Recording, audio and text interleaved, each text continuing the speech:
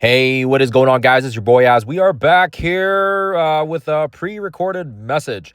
I hope you guys are having a fantastic day and a fantastic week. I'm currently on vacay, but if you guys are seeing this, you'll see that I do have some gameplay or some pre-recorded videos. And on top of that as well, I will try to get my tower and some of the other stuff uploaded here. It just won't be with the commentary side of things like I usually do, but ultimately, I have no idea what the video is about, so apologies now in advance, but hopefully you guys are able to get through whatever I am making a video about, question mark. Other than that, hopefully you guys have a wonderful rest of your day. Hopefully you guys have a wonderful rest of your week. I will be back in about a week and a little bit, and I'll be back to my regular, my regular, whatever you want to call it, regular whatever. Other than that, thank you guys for watching. Thank you for, for chiming in on the comments as well here, and I'll do my best to kind of address those upon my return. Other than that, guys, thank you, and I will see you guys in the next one. What is going on, guys? It's your boy Az. We are back here with another video for you guys here with regards to the awakened ability materials for now all three of the Galactic Council members.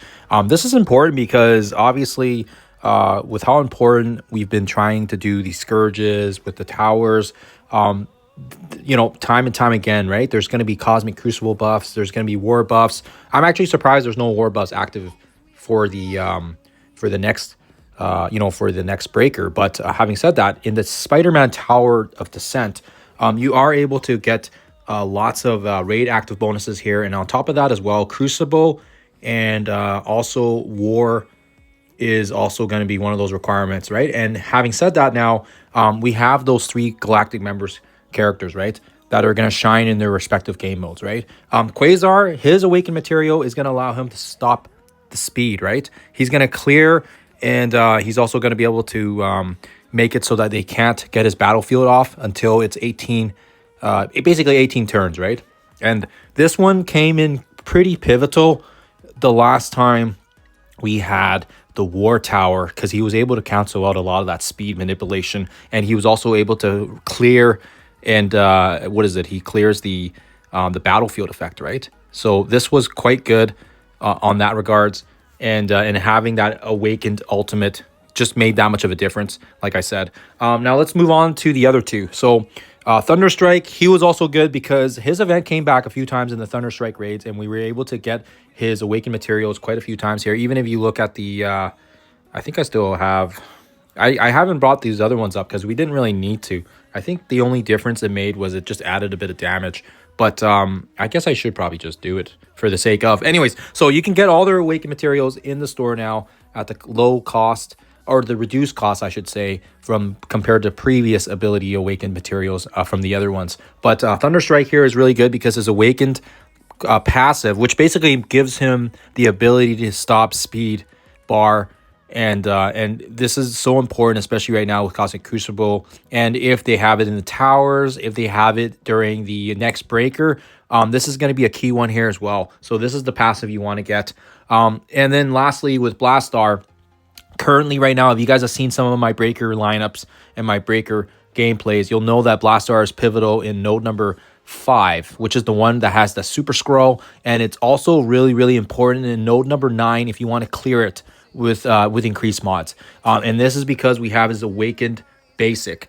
This was given to us, I think, I don't remember if it was from a leaderboard or something, but I remember getting it way back.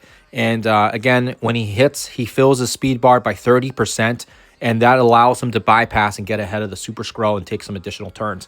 Now you can start getting his awakened materials, and now what I will say here is you can actually start buying up some of these other ones, right? I think I started buying up his ultimate as well, just to kind of get him complete. You can get a couple pieces in the store right now when it does pop up. But I would say if you guys need to prioritize any of these three awakened materials, it all depends on, which character resonates with you the most, which one you want to, which one you have geared up the most, and which one, you feel like you're going to use the most as well, right?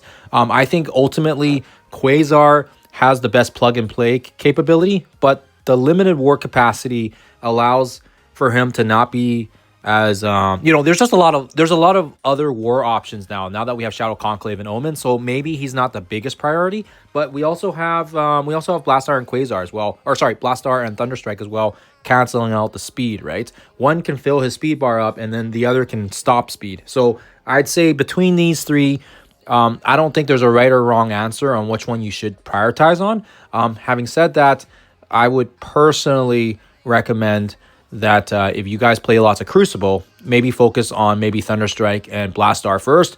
And if you do lots of war battles, then maybe focus on Quasar. But remember, there's a lot of war options as well here. I would still say the vast majority of competitive teams is kind of more towards Crucible because you only have 3 attacks and you want to aim for efficiencies as well.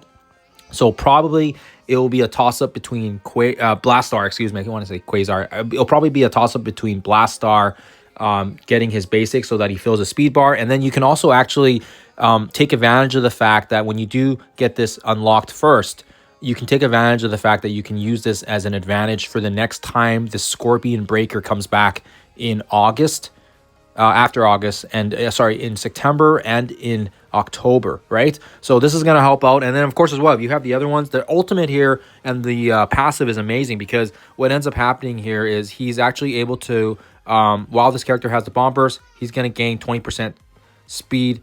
And he also has the rewind as well, right? When he unleashes it, or no, sorry, that's his ultimate. Oh, wrong passive.